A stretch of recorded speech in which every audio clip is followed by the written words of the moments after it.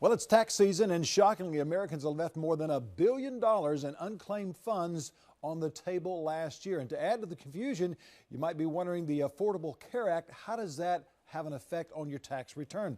Joining us this morning with some of those answers and advice on how to claim some of that money that's rightfully yours is a tax expert, Richard Gartland. You may have seen him on those humorous commercials, but he's really the senior tax preparer at H&R Block. Good morning, Richard. And I tell you, I love your commercial where the guy is putting $500 in the seat at an NFL stadium, and he says you could fill every seat with $500, and that's the money that taxpayers left behind last year. That's right. That all adds up to $1 billion, which people left behind doing their own taxes. Well, scary. That is absolutely incredible. Tell us about some of the problems that some of the tax preparers are looking at this year, but more so the different tax breaks that they're missing out on a lot of money. Well, you know, when people do their own taxes, they often don't take advantage of credits that they're eligible for, or they don't take deductions that they're entitled to take. Itemized deductions is one big area. People tend to use that standard deduction because it's easier. You just click the box and that's all you have to do about it. But there's potential savings in itemizing if it's appropriate for you. The other area are credits. There's education credits that can be up to $2,500 for a college student. Child tax credit, $1,000 per child for a family. Earned income credit's another big one that affects low and moderate income families. That can be up to $6,000.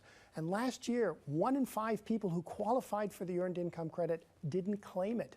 That's a lot of money left behind. That's a tremendous amount of money. Now, I touched on this right at the beginning when we started the introduction to you. What about the Affordable Care Act, Obamacare, if you will? Right. Well, the Affordable Care Act has now been law for several years.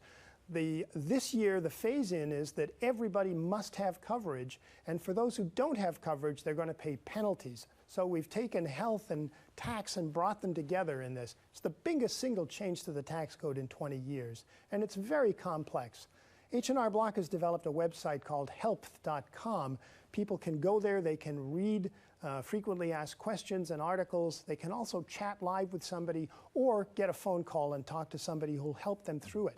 The other side of this is there are subsidies available which can affect a lot of people, help them pay the premiums. It's a complex area, and people, I think, really need to get some expert advice on it. Mm-hmm. What about second jobs? Because I know a lot of people have full-time jobs, but a lot of times they don't take off some of the deductions they could for secondary jobs.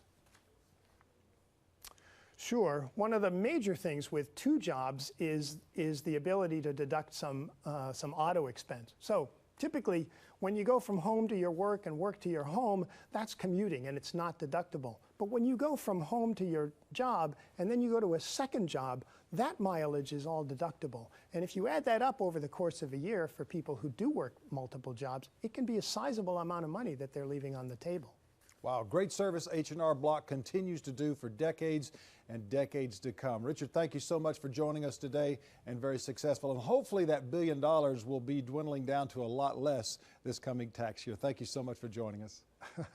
That's our goal. Thanks for having me, Tom. And we've got more after the break, so stay with us.